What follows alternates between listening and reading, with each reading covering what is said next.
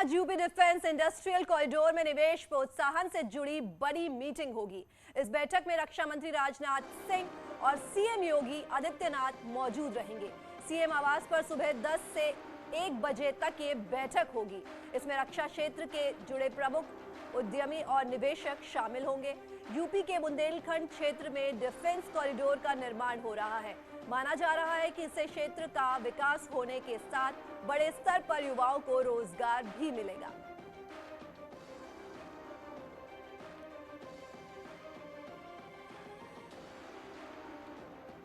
मुझे लेफ्ट देने को बोल।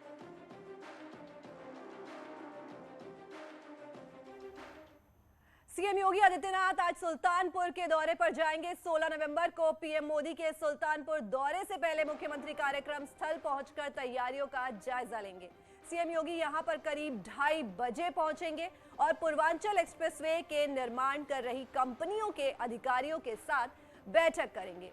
पीएम मोदी ने 2018 में लखनऊ से गाजीपुर को जोड़ने वाले 6 लेन पूर्वांचल एक्सप्रेसवे का शिलान्यास किया था। 3 साल बाद एक्सप्रेसवे तैयार होने के बाद अब वो 16 नवंबर को सुल्तानपुर में इसका उद्घाटन करेंगे।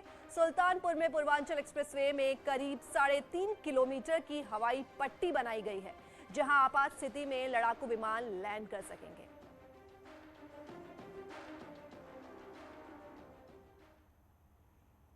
केंद्रीय गृह मंत्री अमित शाह आज 2 दिन के दौरे पर वाराणसी आ रहे हैं।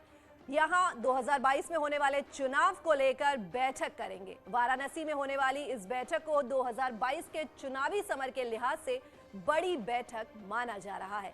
इस बैठक में यूपी की सभी 403 विधानसभा सीटों के प्रभारी, 98 संगठनात्मक अध्यक्ष और जिला प्रभारी मौजूद रहेंगे।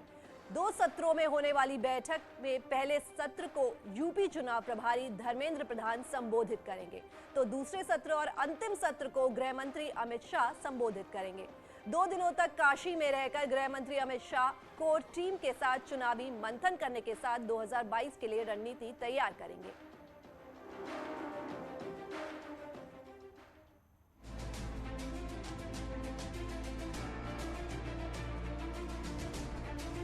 केंद्रीय गृह मंत्री अमित शाह आज 2 दिन के दौरे पर वाराणसी पहुंच रहे हैं, जहां शाह 2022 में होने वाले चुनाव को लेकर बड़ी बैठक करेंगे और कोर टीम के साथ चुनावी रणनीति भी बनाएंगे।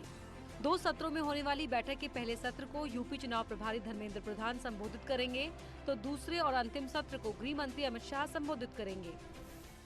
स्वाभाविक है कि 2022 का चुनाव सामने है, वो एक मुद्दा हमेशा रहेगा ही।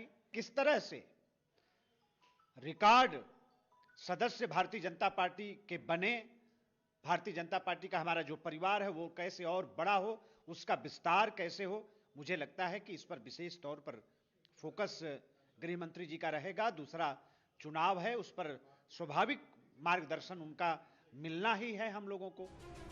बड़ा लालपुर के दीनदयाल हस्तकला संकुल में होने वाली इस बैठक को 22 के चुनाव के हिसाब से सबसे बड़ी बैठक माना जा रहा है। इस बैठक में एक साथ यूपी की 403 विधानसभा सीटों के प्रभारी, 98 संगठनात्मक अध्यक्ष और जिला प्रभारी मौजूद रहेंगे। बैठक में यूपी चुनाव प्रभारी धर्मेंद्र प्रधान, प्रदेश प्रभारी राधा मोहन सिंह, प्रदेश अध्यक्ष स्वतंत्र देव सिंह और संगठन महामंत्री सुनील बंसल के अलावा सभी 6 सह प्रभारी भी मौजूद रहेंगे। हम सभी कार्यकर्ताओं को 2022 का जीत का मूल मंत्र देंगे। ये हम सभी कार्यकर्ताओं के लिए बड़े सौभाग्य की बात है। ढोल नगाड़ा सारी तैयारियां हो गई हैं और हम सभी कार्यकर्ता अपने अपने दायित्व का निर्वहन करते हुए तैयारियों में लगे हुए हैं। इस बैठक के लिए संगठन की ओर से भी जोरदार तैयारियां की जा रही हैं। दीनदयाल हस्तकला संकुल से लेकर अमेठी कोठी तक कार्यकर्ता अमित शाह के स्वागत की तैयारियों में जुटे हुए हैं। वाराणसी से न्यूज 18 के लिए उपेंद्र द्विवेदी की रिपोर्ट। यूपी प्रभारी और कांग्रेस महासचिव प्रियंका गांधी कल लखनऊ पहुंची और आज वो कॉल हाउस में पार्टी पदाधिकारियों के साथ बैठक करेंगी। माना जा रहा है कि प्रियंका गांधी विधानसभा चुनाव को लेकर उम्मीदवारों के नामों पर मंथन कर सकती हैं।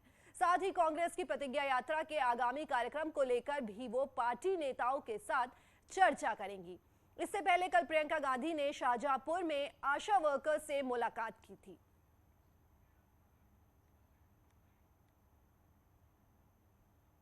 और प्रियंका गांधी जो है वो आशा वर्कर्स के साथ मिली, उनसे मुलाकात की।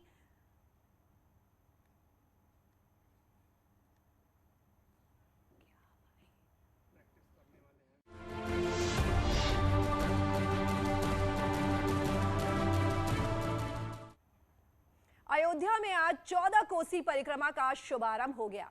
कल सुबह 8:33 पर इस यात्रा पर समापन हो जाएगा।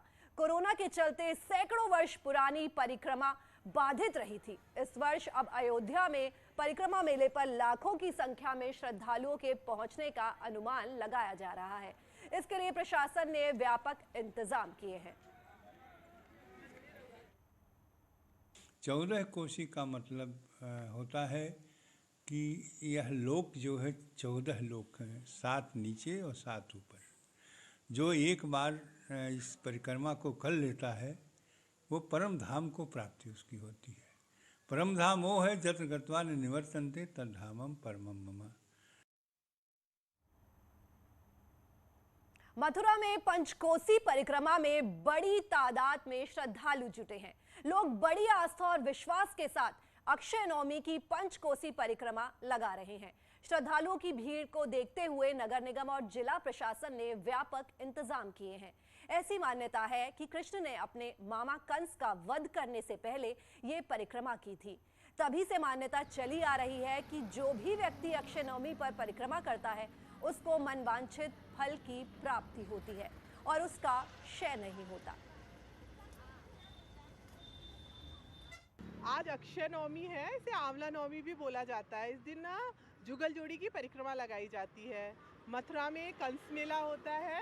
कल यहाँ पर कंस मारा जाता है, तो हम लोग उस मेले को देखने वृंदावन के लोग तीनों वन की परिक्रमा, मथुरा वृंदावन और गरुण गोविंद तीनों लगाते हैं। इसको जुगल जोड़ी की परिक्रमा बोलते हैं। हमारे इस अक्षय नवमी की मान्यता है कि जब भगवान कृष्ण ने कंस का वध किया था तो उससे पहले उन्होंने यहाँ मथुरा की परिक्रमा लगाई थी। इसी की श्रद्धा भाव से सब श्रद्धालु आज अक्षय नवमी की परिक्रमा लगाते हैं। हमारे संवाददाता निमिष गोस्वामी हमारे साथ अयोध्या से जुड़ रहे हैं और नितिन गौतम मथुरा से जुड़ रहे हैं। तो 14 कोसी परिक्रमा की क्या क्या तैयारियां हो रही हैं, निमिष?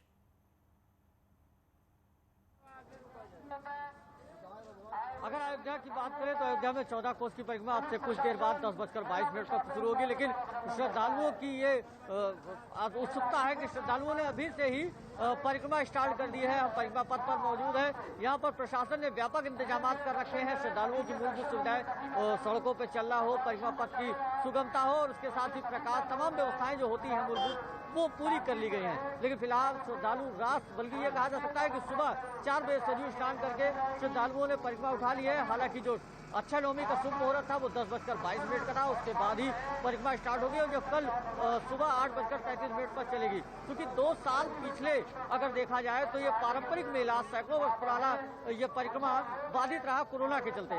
इस वर्ष चूंकि कोरोना से लोगों में राहत है, इस वजह से श्रद्धालुओं को छूट दी गई, तो श्रद्धालु भी आस्था का सैलाब उमड़ा और परिक्रमा पथ पर अभी से ही परिक्रमार्थियों की भीड़ दिखने लगी है। फिलहाल अयोध्या जो धर्म नगरी है उसकी बात करें तो मंदिरों में दर्शन पूजन का दौर आज सुबह से शुरू हुआ। लोग सरयू तट पर स्नान कर रहे हैं और उसके बाद फिर मठ मंदिरों से निकलकर परिक्रमा पथ पर जा रहे हैं। 42 किलोमीटर लंबा ये परिक्रमा मार्ग है, 14 कोस इसको कहते हैं और अयोध्या की सांस्कृतिक सीमा में के अंदर किया जाता है। आज के जो परिक्रमा का आध्यात्मिक महत्व भी बहुत है। तो यहाँ पर तमाम जो निमिष, आप हमारे साथ बने रहिए। अब नितिन की तरफ चलते हैं। नितिन मथुरा से हमारे साथ जुड़े हुए हैं। नितिन, अगर अयोध्या में 14 कोसी परिक्रमा की तैयारियां जोरों शोरों पर हैं, तो मथुरा में भी पंचकोसी परिक्रमा का लोगों को बड़ी बेसब्री से इंतजार है, तो क्या क्या तैयारियां? देखिए, अगर बात करी जाए तो अक्षय नवमी, जैसा कि नाम से ही साफ प्रतीत होता है कि जिसका क्षय न हो, तो इसी कामना को लेकर आज जो श्रद्धालु हैं, क्योंकि कार्तिक मास का जो महीना होता है वो काफी पुण्य होता है और कृष्ण भक्ति का जो है इसका बड़ा ही जल्दी से लाभ मिलता है। इसी के चलते जो है आज जो भक्त हैं वो अक्षय नवमी की परिक्रमा कर रहे हैं। मथुरा में मान्यता है कि जब भगवान कृष्ण ने अपने अत्याचारी मामा कंस का वध किया था तो उससे पहले इस अक्षय नवमी का जो पर्व था, जो परिक्रमा थी, उसको लगाया था, जिसमें 5 कोस की परिक्रमा लगती है। मथुरा की ये परिक्रमा होती है और इस परिक्रमा को करने के बाद जो है कंस का वध किया था। तो कल आज जो अक्षय नवमी का पर्व है, इस पर जो श्रद्धालु हैं देश के कोने कोने से यहाँ पर आए हैं। कार्तिक मास में भगवान कृष्ण की पूजा पूजा अर्चना कर रहे हैं और एक दीपक जला रहे हैं और मनोकामना पूर्ण होने की कामना कर रहे हैं। आप देख सकते हैं कि जो श्रद्धालु हैं उनका लगातार जो तांता जो है वो बढ़ता जा रहा है। आज पूरे मथुरा में जो है एक आस्था की जो मानव श्रृंखला है उसका दर्शन होगा।